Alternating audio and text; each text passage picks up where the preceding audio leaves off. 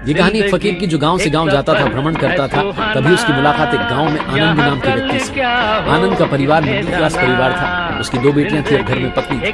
परिवार ने फकीर का बड़ा स्वागत किया। फकीर जब जाने लगा तो कहने लगा कि आपकी दिन ब दिन उन्नति हो, आप और आगे बढ़ें। आनंद मुस्कुरा कर कहने लगा कि अरे क्या बात करते हो, ये भी नहीं रहने वाला। 2 साल बाद फकीर आया तो सच में आनंद के हाल बेहाल हो गए थे। आनंद पास के गांव में एक जमींदार के यहाँ नौकरी करता था। फिर भी फकीर उससे मिलने के लिए गया तो देखा कि आनंद एक झोपड़ी में रहा। उसके हाल सच में बेहाल थे। फकीर ने कहा, हे भगवान, ये आपने क्या कर दिया? आनंद ने कहा कि प्रभु तो सब अच्छा करते हैं, आप चिंता मत करो। फकीर ने कहा, वाह, इतनी बड़ी बड़ी बातें करते हैं। आनंद ने कहा, चिंता मत करो, ये भी नहीं रहना। फकीर चला गया। 2 साल बाद फिर से आया तो देखता है कि आनंद के हाल बदल गए।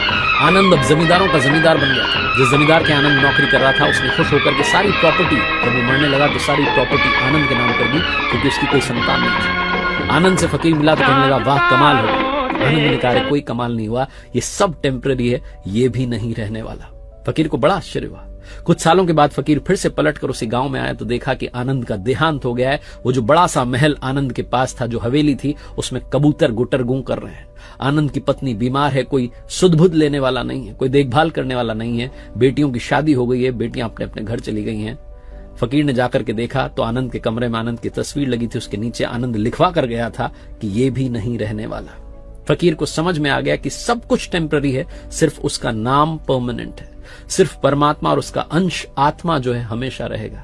इसलिए जीवन में जिस हाल में वो रखता है उस हाल में खुश रहना सीखिए। जिंदगी आपको अच्छी